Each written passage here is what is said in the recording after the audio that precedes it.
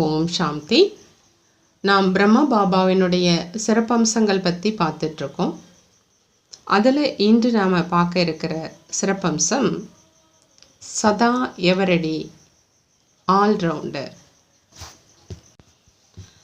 பிரம்மா பாபா சதா எவரடி, அதாவது அனைத்து சக்திகளினாலும் நிறைஞ்சிருக்கிறாங்க. அவரை பின்பற்றணும். எவரடியாக இருப்பவனுடைய அடையாளம் அவங்க வெற்றி மாலையினர். அடுத்து அவங்க சாட்சி மற்றும் சதா துணை அப்படிங்கிற கவசதாரிகள். சர்வ சக்திகளும் ஒவ்வொரு சமயமும் எவரடியா கட்டளைப்படி நடக்கும். சிப்பாய்களாய் கூடவே இருக்கும். கட்டளை கொடுத்த உடனேயே ஒவ்வொரு சக்தியும் இதோ வந்துட்டேன் அப்படின்னு தயாராக இருக்கும். திருஷ்டியை ஒரே வினாடியில் ஆன்மீகமாகவும் தெய்வீகமாகவும் ஆக்கணும்.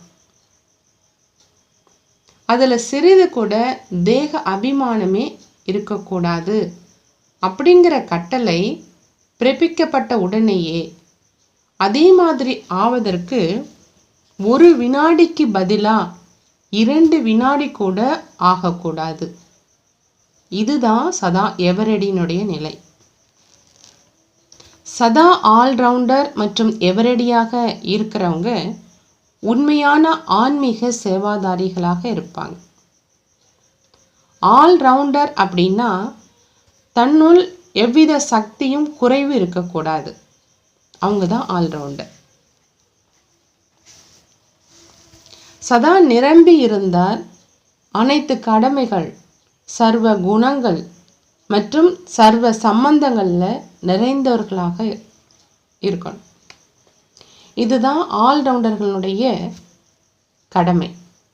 எப்படி ஆல்மைட்டி அப்படின்னா சர்வ சக்திவான் அப்படின்னு சொல்லப்படுதோ, அதே மாதிரி ஆல்ரவுண்டர் அப்படின்னா அனைத்து விஷயங்களும் நிரம்பி இருக்கிறது. அனைத்திலும் சிரேஷ்டமாயும் சம்பன்னமாயும் இருக்கிறது. எப்போ அனைத்து குறைகளும் அகன்றிடுதோ பிறகு ஒவ்வொரு விஷயத்திலும் அனைவரும் அற்புதத்தை பார்ப்பாங்க. ஆகையினால் இப்போ எண்ணம், சொல், செயல் அதிசயம் நடப்பதற்கு தகுதியானவங்களாக ஆகணும். அதாவது ஆல்ரவுண்டர் மற்றும் எவரடியாக ஆகணும். எவரடி அப்படின்னா எப்படிப்பட்ட பரஸ்திதியிலும் சோதனையிலும் ஸ்ரீமத் படி எந்த ஸ்திதியில் நிலைக்கணுமோ அதில் தயாராக இருக்கிறது. சங்கல்பம் கூட ஸ்ரீமத் பிரகாரம் நடக்கணும். ஸ்ரீமத் கிடைச்ச உடனே ஒரே வினாடியில் சாட்சி நிலையில் ஸ்திரமாகிடணும். அதே மாதிரி காட்சி நிலையில் ஸ்திரமாவதற்கும் நேரம் ஆகக்கூடாது. ஆர்டர் கிடைத்தவுடன் ஸ்திதியில் வந்துடணும். ஒரே வினாடியில் ஸ்திரமாகும் புருஷார்த்தியையே தீவிர புருஷார்த்தி அல்லது எவரடி அப்படின்னு அழைக்க முடியும். ஒவ்வொரு கர்ம இயந்திரத்தையும் எப்பொழுது விருப்பமோ, எப்படி விருப்பமோ, எங்கே விருப்பமோ அங்கு ஈடுபடுத்தணும். எப்போ ஈடுபடுத்தக்கூடாதோ அப்போ கட்டுப்பாட்டில் இருக்கணும். நமது புத்தியையும் எங்கே விருப்பமோ, எவ்வளோ நேரத்துக்கு விருப்பமோ அவ்வளவு சமயத்துக்கு அந்த ஸ்திதியில் நிலைப்பெறை செய்யணும். அப்போது தான் எவரடின்னு சொல்ல முடியும். ஒட்டு மொத்தமாக ஏக்கர ஸ்திதியை நிலைநாட்டுறதில் எவரடி ஆகணும். அனைவரும் ஒரே வினாடியில் ஏக்கிற ஸ்திதியில் நிலைச்சிடணும் அப்படிங்கிற கட்டளை கிடைக்கும். அந்த ஒரு வினாடியில் சதா காலத்துக்குமான வினாடி. ஒரே வினாடியில் ஸ்திரமாயிட்டு பிறகு கீழே வந்துவிடவும் கூடாது. ஆக ஒட்டுமொத்தமான ரூபத்தில் ஏக்கிற ஸ்திதியில் பிரத்யட்ச ரூபத்தில் சாட்சாத்காரம் செய்யணும். அப்பதான் பாப்தாதாவின் பிரத்யட்சம் சமீபத்தில் வரும். ஆக ஒவ்வொரு பிராமணர்களின் மீதும் தன்னோடு கூடவே பிறரையும் கூட்டாக ஏற்கிற ஸ்திதியில ஸ்திரமாக்குவதில் சகயோகி ஆக்கும் பெரும் பொறுப்பு இருக்குது. இந்த விசேஷத்துல எவரடியாக எப்போ ஆகிறீங்களோ அப்பொழுதே பிரத்யட்சத்தா ஏற்படும். எதற்கேனும் முன்னேற்பாடு அப்படிங்கிறது சமயத்துக்கு முன்னால் செய்யப்படுமே ஒழிய அந்த சமயத்துல செய்யப்படுவது ஆகாது. எவரடி அப்படின்னா அனைத்து சஸ்திரங்களையும் உடையவங்க. ஏதேனும் சக்தியினுடைய குறைவு அல்லது பலவீனம் ஏற்படும் அப்படின்னா மாயை அந்த பலவீனத்தின் மூலமே நுழைஞ்சு போரிடும். ஆகையினால இதுல சோம்பல் தன்மை இருக்கக்கூடாது. மற்ற எல்லா விஷயங்களிலும் சரி, ஒரே ஒரு சக்தியில்தான் குறைவு என்பதும் கூட இருக்கக்கூடாது. அந்த ஒரு பலவீனம் மாயை நுழைவதற்கான வழியாக ஆயிடும். எங்கு பலவீனமோ அங்கு மாயை நிச்சயமாக இருக்கும். ஆகையினால் சர்வ சக்திவான் அந்த உயர்ந்த ஆசிரியரின் சிரேஷ்டமான மாணவர்களாக ஆகணும். சமயம் என்னும் ஆசிரியரின் மாணவர்களாக ஆகக்கூடாது. சர்வ சக்திவான் ஆசிரியரினுடைய கல்வியின் மூலம் எவரடியாக ஆகல அப்படின்னா சமயமானது உங்களை ஏமாற்றிவிடக்கூடும். பிரம்ம பாபாவுக்கு குழந்தைகள் மீது விசேஷமான அன்பு இருக்குது. ஆகையினால பிரம்ம பாபா சதா குழந்தைகளை தன்னை போன்று எவரடியாகவும் பந்தன் முக்தி நிலையிலும் பார்க்க விரும்புறாங்க. கடைசியில பந்தன் முக்தி காட்சியையே பார்த்தீங்க இல்லையா? எவ்வளவு குறுகிய நேரத்தில் எவரடியாக ஆயிட்டாங்க. எவரது பந்தனமும் அவரை கட்டி போட முடியல, எவ்வித நினைவும் வரல. ஆக எவரடியின் பாகம் கர்மாதித்த நிலையின் பாகத்துல பார்த்தீங்க இல்லையா? பற்றற்ற நிலையையும் பார்த்தீங்க. ஆக சம்பூர்ணம் ஆவது என்பது விட்டு விடுவது, மேலும் ஒரே அவினாஷி பாபாவை துணையாக கொள்வது. எந்த தனி நபரையோ வஸ்துவையோ துணையாக கொள்ளாதீங்க. இதுவே எவரடி மற்றும் கர்மாதித் நிலை. எவரடி குழந்தைகள் சதா இறுதி நேரத்தை எதிர்பார்த்து கொண்டு தன்னை தயாராக வைக்கிறாங்க. மாயாவோடு போட்டிடுறாங்க. எவரடி அப்படின்னா சதா இறுதி நேரத்துக்காக தன்னை சர்வ குணத்தாலும் நிரப்பிக்கிறாங்க. சம்பன்ன நிலை அப்படிங்கிறது இன்னும் ஒரே ஒரு அடிதான் எடுத்து வைக்கணும் அப்படிங்கிற இறுதி வேலையில இருப்பது. இதே மாதிரி எவரடியா பாபாக்கு சமமா ஆவதற்கு 3 பிராப்திகளை சதா கூடவே வச்சிருக்கணும். ஒன்று ஒளி, அதாவது லைட். இரண்டாவது சக்தி, அதாவது மைட். மூன்றாவது தெய்வீக கண்ணோட்டம், அதாவது டிவைன் இன்சைட். இந்த 3ம் கூடவே இருந்தா, யதார்த்த ரீதியில அடைந்திருந்தா, அதனுடைய ஆதாரத்திலேயே நடந்து வந்தா ஒரு பொழுதும் தவறான செயல்களை, அசத்தியமான செயல்களை செய்ய முடியாது. சதா சரியான பக்கமே போவீங்க. தவறு என்பது நடக்கவே முடியாது. கடைசி நேரம் என்பது எப்பொழுதும் வரலாம். அதற்கு தயாராக எப்பொழுதும் தன்னை வைச்சிருக்கிறது தான் எவரடி தன்மை. ஆகையினால எதிர்பார்ப்பதை கைவிட்டு ஏற்பாடுகளை செய்யக்கூடியவர்களாக ஆகணும். வெறும் சேவையில மட்டும் எவரடி அல்ல, ஆனால் புருஷார்த்தத்திலும் சமஸ்காரங்களை அருகில கொண்டு வருவதிலும் எவரடியாக ஆகணும். இதற்கு சங்கல்பங்களை ஒரே வினாடியில முடிச்சுவிடும் நிலை வேண்டும். படை வீரர்கள் எப்பொழுதுமே தங்களுடைய பெட்டி படுக்கையை தயாராக வச்சிருக்கணும். அதே மாதிரி உங்களுடைய இந்த சங்கல்பம் அப்படிங்கிற பெட்டி படுக்கையும் தயாராக இருக்கணும். அப்பொழுதுதான் எவரடி அப்படின்னு சொல்ல முடியும். உங்களது பலகீனங்களை மறைய செய்வதற்கு சதா எவரடியாக இருங்க. ஒரு வினாடியில கட்டளை பிரகாரம் ஏக்கிற ஸ்திதியில ஸ்திரமாவதற்கு எவரடியாக ஆகுங்க. ஒளியின் மூலம் ரசனையையும் சுகத்தையும் அனுபவம் செய்கிறீங்க. அதே மாதிரி சப்தத்தை கடந்து அழிவற்ற சுக சொரூபத்தின் ரமணிகரமான நிலையையும் அனுபவம் செய்யுங்க. சாந்தியின் கூடவே அதிசாந்தி மற்றும் அதிரமணிகர ஸ்திதியின் அனுபவமும் வேணும். அதாவது பாபாவுக்கு சமமாக எவரடியாக ஆகணும். சமயத்துக்கு தகுந்த மாதிரி இப்போ வீணான விஷயங்களை விட்டுட்டு சக்தி வாய்ந்த சொரூபத்தில் வரணும். அப்பதான் விஸ்வ கல்யாணக்காரியாக ஆக முடியும். இப்போ அனைத்து ஆத்மாக்களுக்கும் கதி சத்கதி வழங்கும் சீசன் வர இருக்கு. அதுக்கு எவரடியாக ஆகணும். இங்கங்கு தடுமாறக்கூடிய ஆத்மாக்களை வரிசையில நிற்க வைக்கும் கஷ்டத்தை தரக்கூடாது. வந்து கொண்டே இருக்கணும், பெற்றுக்கொண்டு சென்று கொண்டே இருக்கணும். இந்த மாதிரி அலைமோதும் ஆத்மாக்கள் ஒரு வினாடி கூட காத்திருக்க முடியாது. ஆகையினால புருஷார்த்தத்துக்கு பதிலா வாரி வழங்கும் வள்ளல் ஸ்திதியில இருக்கணும். ஒவ்வொரு சங்கல்பம் மற்றும் வினாடி வள்ளலாகியே செல்லணும்.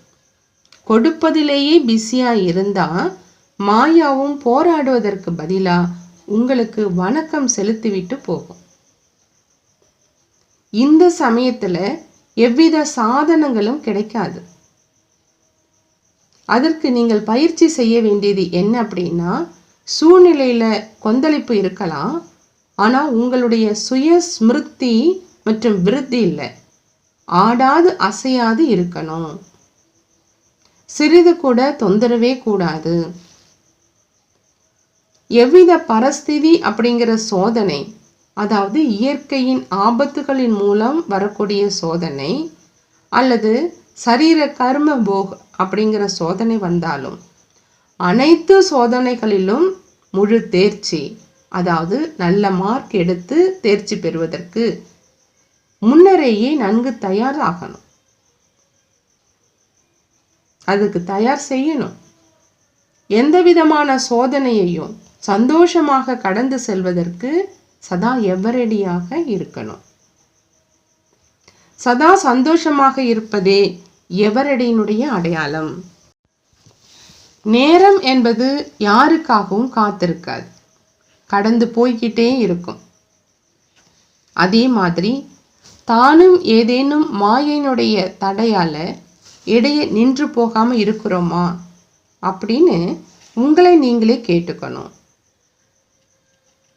அந்த மாதிரி மாயாவின் ஏதேனும் ஸ்தூல சூட்சம தடைகள் வந்தா ஒரே வினாடியில தனது சிரேஷ்ட கௌரவமான ஸ்திதியில ஸ்திரமாக ஆயிடுங்க. பிறகு எந்தவித தொந்தரவுமே வராது. யுத்த காலத்துல திடீரென்று கட்டளை பிறப்பிக்கிறாங்க, உடனே வீட்டை விட்டு புறப்பட்டு செல்லுங்க அப்படின்னு. உடனேயே வெளியே கிளம்ப வேண்டியதாக ஆகுது. அதே மாதிரி பாப்தாதாவும் திடீரென்று இந்த தேகம் அப்படிங்கிற வீட்டையும் தேக அபிமான ஸ்திதியையும் விட்டுவிட்டு தேகி அபிமானி ஆகுங்க. இந்த உலகத்திலிருந்து அப்பாற்பட்டு நமது இனிமையான வீட்டுக்கு செல்லுங்க அப்படின்னு கட்டளை பிறப்பிச்சா அவ்வாறு உங்களால் செல்ல முடியுமா? இந்த மாதிரி இவரடியாக ஆகியிருக்கீங்களா? அல்லது யுத்தம் செய்வதிலேயே நேரத்தை கடத்தி விடுவீர்களா?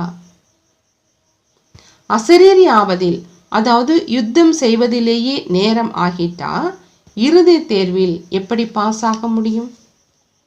ஆகையினால சதா உபராம் எவரடியாக இருக்கணும். முக்தி ஜீவன் முக்தி வாசலை திறப்பதற்கான பொறுப்பு பாபாவுடன் கூடவே எவரடி குழுவாகிய உங்களுக்கும் இருக்குது. இந்த விநாசம் அப்படிங்கிறது அனைத்து ஆத்மாக்களின் அனைத்து மனோ ஆசைகளையும் பூர்த்தி செய்வதற்கான நிமித்த சாதனம். இந்த சாதனம் உங்களது சாதனையின் மூலமே பூர்த்தியாகும். அனைத்து துக்கம் நிறைந்த அசாத்தியான ஆத்மாக்கள் வரத்தை வாரி வழங்கும் வரதாதா பாபா மற்றும் குழந்தைகளின் மூலம் வரதானங்களை அடைந்து சதா சாந்தி மற்றும் சுகம் பெறணும். மேலும் இப்பொழுது வீடு திரும்பணும். இந்த ஸ்மிருதியானது சமயம் நெருங்கிவிட்டபடியால் மிகவும் வேகமாக நடைபெறணும். இந்த சங்கல்பத்தின் மூலம் மேலும் ஸ்மிருதியின் மூலம் விநாச ஜுவாலையானது கொழுந்துவிட்டு எரியும். அனைவருக்கும் மங்களம் ஏற்படும். ஆகையினால எல்லையற்ற உபராம் விருத்தி மற்றும் வைராகிய விருத்தியை தாரணை செய்வதில் எவரடியாக ஆகணும். ஒரு கடையை மூடிவிடணும் அப்படிங்கிற நிலைக்கு வரும்பொழுது வெளியே மலிவு விற்பனை அப்படின்னு எழுதிடுறாங்க. அதன் மூலமா பொருட்கள் வேக வேகமாக விற்பனை ஆகுது. அதே மாதிரி நீங்களும் சீக்கிரமாக அனைவருக்கும் செய்தியை கொடுத்து கொண்டே இருக்கணும். இங்க கடையை மூடி விடுவது அப்படின்னா தன்னுடைய பற்று மோகங்களை அகற்றி விடுவது. அனைத்து தரப்புல இருந்தும் விலக்கி கொண்டு எவரடியாக ஆக்கி கொண்டால் விநாசமும் தயாராக ஆயிடும். இப்பொழுது ஜுவாலை ரூபமாகி தான் எவரடியாகும் சக்தி வாய்ந்த சங்கல்பம் மூலமா விநாச ஜுவாலையை கொழுந்துவிட செய்யணும். துக்கமான ஆத்மாக்களின் மனதிலிருந்து இப்போ இந்த உலகம் அழிந்துவிட்டால் சரியே அப்படிங்கிற அந்த ஒளி எழுகுது. அதே மாதிரி விஸ்வ கல்யாணக்காரி ஆத்மாக்களாகிய உங்கள் மனதில் இருந்து இப்பொழுது அனைவருக்கும் மங்களம் ஏற்படணும் அப்படிங்கிற சங்கல்பம் உற்பத்தி ஆகணும். அப்பொழுதே இந்த உலகம் முடிவடையும். எதை நினைக்கிறீங்களோ அதை அந்த சமயத்திலேயே செய்யுங்க. அதுதான் எவரடி நிலை. மனதாலும் எவரடி, சமஸ்கார மாற்றத்திலும் எவரடி, ஆன்மீக சம்பந்தம் மற்றும் தொடர்பை சீராக கொண்டு வருவதிலும் சீராக கொண்டு செல்வதிலும் எவரடி சமஸ்காரத்தை அழிப்பதிலும் ஒன்று சேர்ப்பதிலும் அதிக நேரம் எடுத்துக்க கூடாது. எப்படி நடனம் ஆடுறீங்களோ அப்படி பாபா சமஸ்காரத்தினோடு உங்கள் சமஸ்காரத்தை இணைத்து கொள்வதிலுமான நடனம். உங்களுடைய சிரேஷ்ட சமஸ்காரங்களை சேர்த்து கொண்டு செல்லும் நடனத்திலும் உஷாராகுங்க. இப்போ சமஸ்காரங்களை இணைக்கும் நடனம் ஆடணும் அப்படிங்கிற சங்கல்பமே இருக்கணும். பிறகு எந்த பரஸ்திதியும் உங்களுக்கு தடையாக இருப்பதற்கு பதிலாக தடையை அகற்றுவதாய் மாறிடும். பாபாவுக்கு சமமாய் எவரடியான ஆத்மாக்கள் கணக்கு வழக்கு அப்படிங்கிற மரத்தினை ஆழ்ந்த அன்பு என்னும் அக்னியில் எரிச்சிட்டு விதை ரூப ஸ்திதியில ஸ்திரம் ஆவாங்க. இப்படிப்பட்ட எவரடி ஆத்மாக்களுக்கு நான் ஆத்மா, இந்த சரீரம் எனது ஆடை அப்படிங்கிற அலௌகிகமான அனுபவங்கள் ஏற்படும். எப்போ விருப்பமோ அப்போ தேக உணர்வு என்னும் ஆடையை தரிப்பதும், எப்பொழுது விருப்பமோ அப்போ இந்த சரீரத்திலிருந்து அப்பாற்பட்டு செல்வதும் அவங்களுக்கு ஈஸியாகும். மேலும் தன்னை சாட்சாத் ஜோதி பிந்து ஆத்மாவாகவே அனுபவம் செய்வாங்க. எவரடியான ஆத்மாக்கள் சாக்கார உலகத்துல மற்றும் சாக்கார சரீரத்துல இருந்தாலும் புத்தி யோகத்தின் சக்தி மூலம் நான் ஆத்மா, சூட்சம வதனம் மற்றும் மூல வதனத்தில் பாபாவின் கூடவே இருக்கிறேன் என்று அனுபவம் செய்வாங்க. இப்பொழுதுதான் இங்கே அவர்கள் இருந்த மாதிரி இருக்கும். உடனேயே அங்கு சென்றிடுவாங்க. சாகார வதனத்திலிருந்து புறப்பட்டு மூலவதன் அறைக்குள் நுழைந்துடுவாங்க. நல்லது. பிரம்மபாபாவினுடைய சிறப்பு அம்சமான சதா எவரடி ஆல்ரவுண்டர், இந்த சிறப்பு அம்சத்தை நமதாக ஆக்கிக்கொண்டு நாமும் பாபாவுக்கு சமமாக ஆவோம். நல்லது. ஓம் சாந்தி. நன்றி பாபா, நன்றி.